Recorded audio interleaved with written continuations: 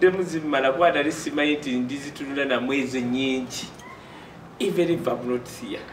Kati atutandikirawo wisdom. Munsonga y'okubanga abantu ba defendinga nnyo Lydia Jasmine gwe n'omukubira defense. No, Lydia Jasmine lwakwanga mu abantu mugenda ne bakikola batya. Omanya abayimbi be Uganda abekisa. Okagabambi abakwata empula buli omu taking advantage of her. Lydia Jasmine omulaba muyimbi mulungi, very beautiful girl. Akagamba buli kimu kyonna akirina ne waliwo obuvubuko bwali bumanyira amanyiro producer simanyi obusimanyi bukola kitwalina obuku bw'obujja okatolaba yeetengeredde era kasitayita ku grenade byonna bijja kuba okke omuyinamu akalowoozo ate bamuwasizza ffenna tuli ku lujja success akulaba ati ngambye ate bya success bivuddewa naye n'omwana abadde kibannaye katonda ba omwana abandi onoomukubya ne kasikonda obubeeredde ki onomukubya kasikonda success is my friend a very beautiful muvandimwe mwali mutujogajoga mulowooza ati tulinayo balungi ako kashumba ateekayo omu nendeeta yes but success bannaye mutumidde kati ku success ogenda gatako Jasmine biveeko gwe tuwamu abakulembera mu URSB twagala tutangazeemu nti ennyimba zigenda tutandika kubeera nga afe abakola ku TV abakozi ba TV wa TV zonna nga zizisasulira okuzikolera ogenze kayi wisdom tula kakiiko ka president akabantu 11 akamuyambako voluntarily ffe tetuli bamabaluwa temuginsaba okumuyambako streamline industry tula kakiiko k'abantu 4 akajenosale era kyekimu kyetukola of course before twaliko 10 nene bagenda nga bawera simayibwa promoter bita whatever it is naye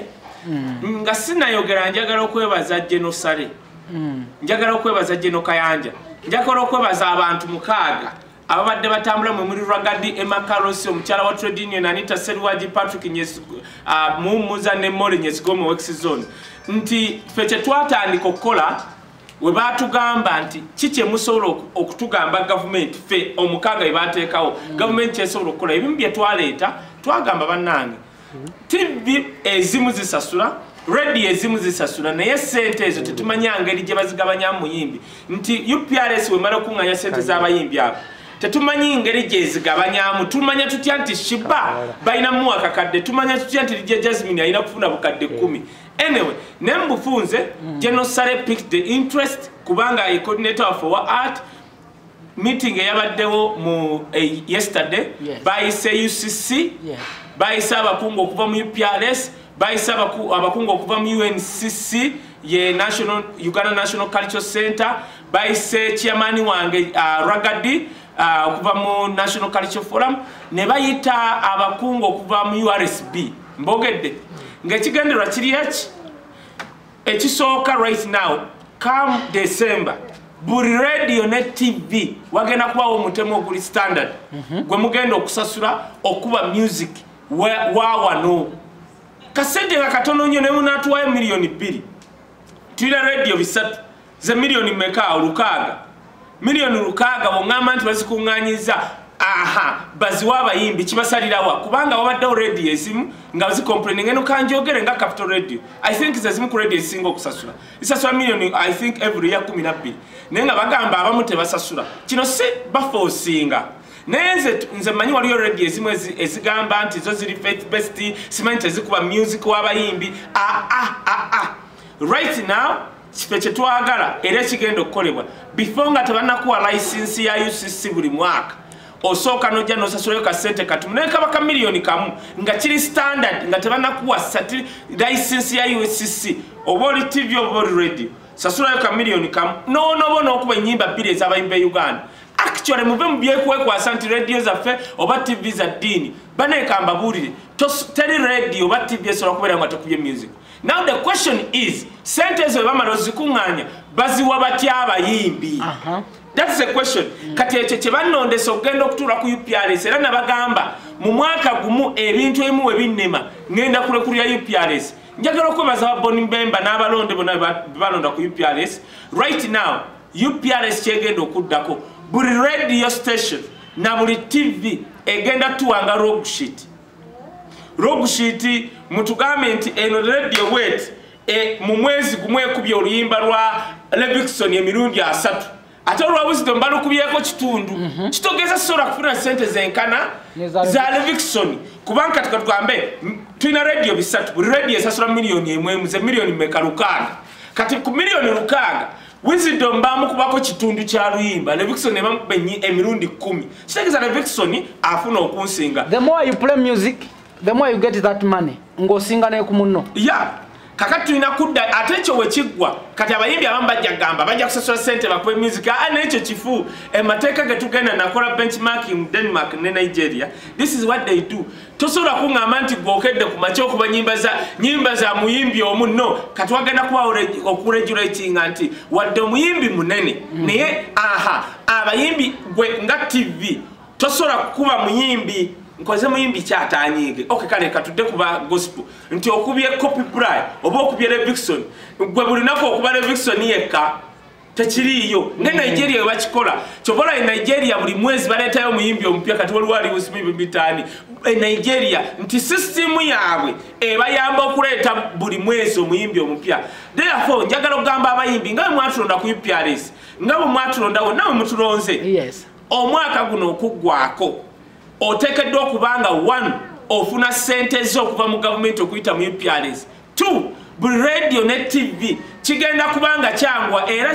of course I was supposed to be nikulu nero akubanga nabadde n'emirimu emitongole bakibuuziza kubanga nagambye bakungu bannange mukibuuliza ddala mukulu Kim Kalisa akulembera National Broadcasters Council na TV ne radio mukibuuze lwaki abayimbi we bajja ku radio gamwe ne TV mubeeyagalirako nga mugamba nti okuba music waabwe mba mubayambi naye mukulu Kim Kalisa mwebaza yagambye ekyo kiba kibaddewo tekigenda kukola ki kuddawo so sigambye nti no mukulu Kim Kalisa ku media yo wogenda nti no bakweyagaliako nedda naye waliwo entonotono ezibadde zisudde amannya g'abannayinima TV ne radio ng'osanga manager osanga production gundi ng'omwana waleeta music amweyagaliako so the system is going to be bagenda kuteekawo system nti music n'omwana atandika afuna airplay ku TV ne ku radio. Tutangaze muzine sente zigenda kuba ziva mu media nga zisasula abayimbi ne indirect because indabye zigenda soka mu government kata abayimbi gye bagendo zijja UPRS zituka zitya kunanyini Luyimba ze correctinga zegabira abayimbi ezijja ma radio mabara ma TV ma hotel mati naye kati mbadde nze ekimu kukyandeta ku UPRS tusooke tulongose system nti UPRS we collectinga sente Lydia Jasmine Shiba Wisdom Levikson Bugembe how do you determine nti Bugembe afune milioni emu ekyo kyekibadde ekikulu kati now kiri west teweeraliikira oba muyimbi bwe basolooza sente ku maradio ne ma TV kati sooka ekyo sokolinda ziri sente zibajja mu mahoteri bwe basolooza buli radio ne TV mbayino tuwa kyebayita log sheet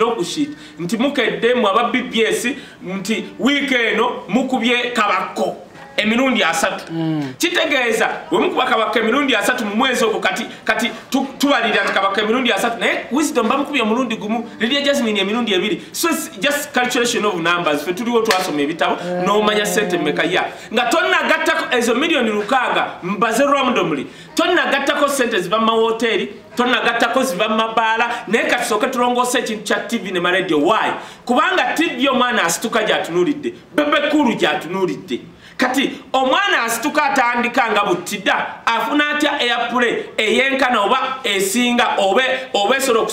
okugezaako kuya bebekulu nga system weringa omwana butida tabonaabona. This is to help the youth.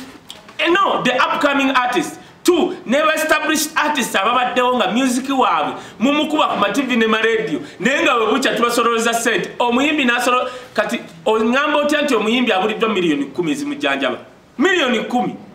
Wisdom gana amanyi gonna gavaawa edda music industry we Uganda government yali temufaako nnyo ne kati ebirungi abayimbi bagenze babifuna nnyo mu government. Why this time?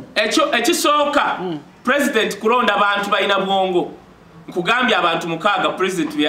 n'atayako bajjeno 2 ne minister omu kwe kulinze Ragadi Emma Carlos Monenyes Gome Anita Serwaji Patrick Mumuza fe twagenda wa president era banaye fe twetaaga sente we twagenda wa president twasaba mayumba tetwasaba ma toilet na bitya twamugamba byalina kukola ekimu ku kyo kikyo kize at the end of this year kigenda kukola ki kolebwa nga olabwe bajja wadde waliwo ba mafia bali bajingiddemu naye egenda kukolebwa ekyokubiri of course ekituyambyeko waliwo political fever eriwo kubanga oba mukulembeze inze ononda ngo mukulembeze my job one is to advocate and to lobby kati nze okujja nenjogera mu advocating for the right of artists ekyokubiri okulobbying anti otula ne president biki by'omugamba byasobola okugamba cabinet nga bitegerekeka kyobola abantu bangi nnyo bagenda o president n'akoma n'agamba omanyi we nabadde ne president lwakitula the issue si kuba wa president the issue kikyomugambye oba kyotujjiddeyo kati ffe bye tubajjirayo nkyobola nkugamba as a team bibyo bitandise okulabika kyobola nagamba abantu era bannondo ojjukira bulungi nnyo waliwo neŋŋamba nti nze omwaka gumu bwe si one bwe tutajjaayo kino ne kino ne kino ngenda kulekulira right now kati UPRS era kyobola nebaza management ya UPRS okutandikira ku mukulu Kabiito mukulu Anthony bonna management because they can listen bamanje tugenda ekigendera kimu muyimbi kufuna sente ze mu works ze